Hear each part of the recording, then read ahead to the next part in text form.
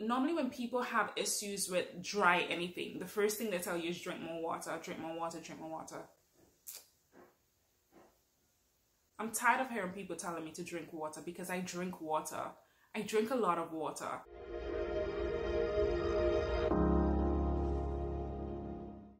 Hey my lovelies, welcome back to my channel where I break down the fundamentals of my hair care. So today's video, guys, it's a bit personal, it's a bit sensitive, and it's personal because I'm going through it, and I've been dealing with this for, I would say, well over 10 years. And it's sensitive because it's not something that you would knowingly just push out there to let the world know that you have dry scalp / dandruff. I think in doing all of this, I am still trying to figure out whether I do have dandruff or whether I have dry scalp or whether it's a combination of both. So if you want to hear my story about how I've been dealing with it, what I plan to do, and what I have been doing, then this is the video for you guys. Just stay tuned and just listen to me ramble and chat and just spill everything that has been going on with my scalp issues. If you have dry scalp or you've suffered from dry scalp or dandruff, just raise a finger. Just let me know. You know, give me some support on this one. Let me know that I'm not alone in this race. And it's not a race, okay? It's not a race. It's something that we're trying to get rid of and trying to get under control. But you know, it's nice to know if there are other people out there dealing with it, because a lot of the times you hear people talking about how do you grow your hair, how do you have healthy long hair, but we need to have a hashtag healthy scalp.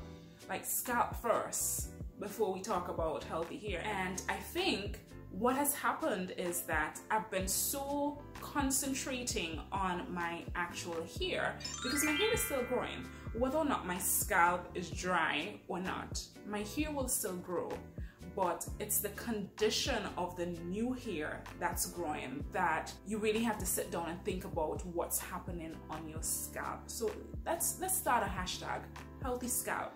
Like, we have to get it right, and we have to start it right. So this is the video for that. So I've had my dry scalp issue for a while, guys. It didn't only start when I became relaxed. It started when I was natural. And I can remember my first instance of my mother telling me, oh, your scalp is a bit dry. And what I can remember of that conversation, or leading up to that conversation rather, was, you know, I was sleeping over at a friend's house. And I think we went to the beach that day, and so when I got back to my friend's house, I had to wash my hair, and I utilized a shampoo that they had, and it was for dry scalp and dandruff, and I used it. And I think that same week, that's when my mother told me, but your scalp is a bit dry. I've never heard her say that before, so I'm not sure if it was the actual shampoo that I used, or it was just a combination of things going on within my body, and things just ended up being reflected on my scalp. I don't know. I don't know the cause, but that's when I first realized it. And I think I was probably in my early teens at that point. And so of course your mother's plastering your hair with grease, right? The Blue Magic grease, and you know, all these other heavy petroleum-based products to make your scalp feel a little nourished.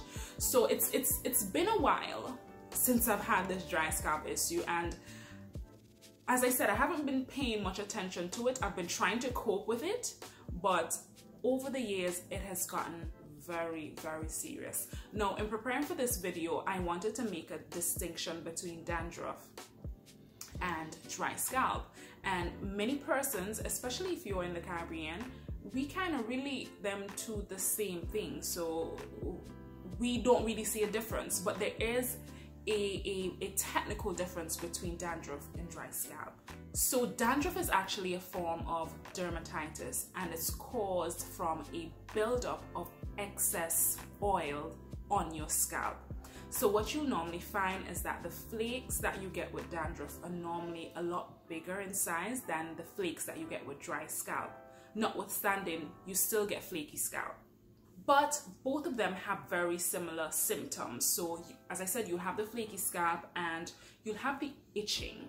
You'll have that persistent itch once you have either of them. Now for dry scalp in particular, this can be caused from the products that you use, irritation as it pertains to those products, constantly washing your hair, so you're stripping the moisture from your hair and so you're leaving your scalp dry. The climate as well. So I remember when I was in the UK that my dry scalp was exacerbated.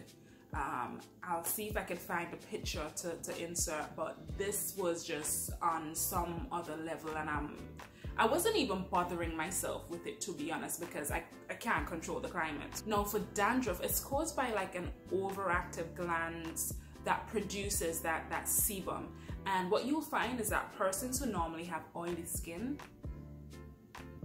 normally have dandruff, because you know our skin is producing too much oils, and so you'll normally find that persons who have dandruff normally have a little bit of flakes in their brows. I know that's gross. I know that is completely gross, but I've been there where I have my brow brush and I'm seeing little tiny bits. Guys, that's why I said that this video is sensitive. Like it's real and it's personal. I'm sharing with you things that I don't normally share with people, but I'm hoping that you'll understand. So you'll have a little bit of flakes, sometimes just falling, but little tiny little flakes, and it's so embarrassing. So what have I been doing to curb this? One, so I used to literally just always wear my hair without a part, because it made me feel a little bit sensitive if I had to part my hair and then my scalp is just really flaking up. So I used to really just avoid parting my hair because of that. So I not only avoided wearing parts, but I also tried to avoid putting in braided hairstyles. That used to be, oh my God. After 1 week of braiding my hair, my whole scalp will be dry. My whole scalp will be filled with flakes. So just imagine spending all that money to put in braids, buying the braids, installing them, and then after 1 week, your scalp looks like it's undergone some sort of world war. You know what I mean? So I used to really just chill from inserting a lot of braids because of that. Even to this day, I put in braids, but I have to make sure that I have a down pat regimen in order to maintain it. So it was to the point now, guys, where if I washed my hair today, let's say I washed my hair this morning and my hair is dry in the afternoon, by the time I go to style my hair, prepare my hair for the next day, my whole scalp is dry. So there was this point, there was this time when there was this oil that I used to use to seal my hair, and I said, you know what, it works pretty okay for my hair, so let me try and put it on my scalp. I put it on my scalp, guys, and the next morning I woke up, I never saw so much flakes in my life. So that's why I'm so hesitant to put oils on my scalp, especially oils that come as a mix, as a blend. It terrifies me. It terrifies me because of that previous experience. So of course I ventured off into utilizing castor oil, and I used to put castor oil on my scalp, and I still do. But what I realized is that the more oils I put on my scalp, the itchier my scalp gets. So that's why I'm still sort of wondering, is it dry scalp or is it dandruff? Because when I do put oils on my scalp, it's really heavy, and so I feel like I can't. There was a point that I couldn't sleep because I had oil on my scalp. It just felt really itchy. So I've really just been trying to find the right mix of oils to put on my scalp in order to help me out, because I have exhausted a lot of options. But to let you know what I've actively been doing, because the points that I mentioned before is sort of like what I've been doing to cover it up. But what I've actually been doing is, or what I found that has helped me out big time, is steaming. yeah, so steaming my hair while my deep conditioner is on it, that has tremendously changed the way how my scalp retains moisture. I'm not only just utilizing my deep conditioner, but I'm also mixing in oils. So the oils that I apply to my hair, they somehow seep into my scalp, and then when I'm steaming, it's as though it's locking in that moisture, not only into my hair, but into my scalp as well. So me doing that every single week, that has noticeably change the way how my scalp is. So what I used to struggle with from having flakes on my scalp the same day I wash my hair, that does not happen anymore. I think at this point I would probably see flakes, a little bit of flakes, maybe around day 5 or day 6 post wash day. And at that point I'm like, okay, well it's time to wash my hair again, so it's pretty much fine. But like the center part that I have now, if I wear this for the whole week, that's okay. If I part my hair around day 4 to wear a side part, I will see a little bit of flake. At that point I would then add some oils. Also, what I have been doing and what I need to incorporate a little bit more are my hot oil treatments, because when I used to do them, I used to see a marked difference. So that's something that I've been trying to get back into, because I know the benefits that it adds to my hair, but most importantly that it adds to my scalp.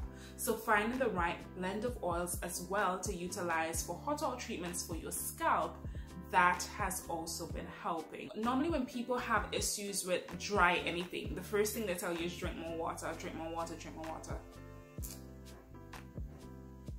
I'm tired of hearing people telling me to drink water, because I drink water. I drink a lot of water. That for me, I'm not seeing a marked difference in my scalp. I'm not even seeing a marked difference in my skin, you know, my face.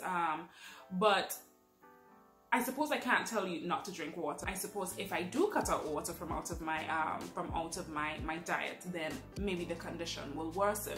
So it's still important that you keep yourself hydrated.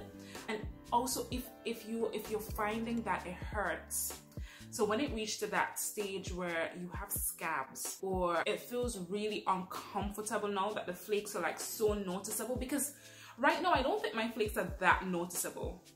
But if it's to that point where you're feeling so self-conscious that when you go out, people are seeing like massive flakes on your hair, then I think then that you may have to probably seek some sort of medical guidance, because it may be some sort of a fungal issue that has presented itself because of the dandruff. So just be mindful and watch these things, because sometimes when we allow these problems to persist, it piles up, it piles up, it piles up, and it gets worse, and it becomes even more difficult to take charge of. And let me just say, if you're leaving your house and at any point you have on a black shirt, a black dress, any sort of black clothing, and people are telling you that you have flakes on your garments, that's an issue, guys. Like I had a friend tell me that one time, like, I didn't know what on your shirt. And I looked down and my shirt was covered with flakes. It was covered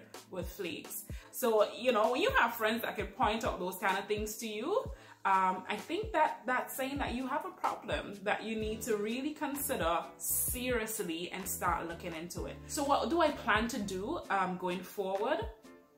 Yes, continue with my steaming, because that has shown so much of a difference. And also, I need to be persistent with doing hot oil treatments every single month. So I'm so happy that I'm sharing this dialogue with you, because it helps me to be accountable to you. So I feel almost inspired now to come back next time to share with you an update on how my dry scalp issue has been coming along. So next week I plan to do another hot oil treatment and see if that helps, to see if regular hot oil treatment really do help to tame my dry scalp / dandruff issues. Also, there is a local oil that I've been seeing on the market that I really want to try out. So I'm going to see if I could give that a purchase and see how that is, see how that works for my scalp really. As in, I think I saw peppermint. So essential oils are really good for scalp conditions. So your peppermint, your tea tree oils, your rosemary oils, these are really good for, you know, stimulating more hair growth as well, but also attacking those issues that cause the dandruff in particular. So yeah guys, thank you so much for tuning in to today's video. I hope you got something from it. It was a little sit down, me sharing my experiences, but I still hope that you found it helpful, and whatever tips that I provided could be utilized in your hair care or regimen. Alright, so as I normally say, hit the subscribe button, hit the like button, share this video with a friend, and tell a friend to tell a friend to stop over on DenaJ's channel, where I upload videos every single Sunday. So yeah guys, I'll see you next week Sunday for another video. Bye.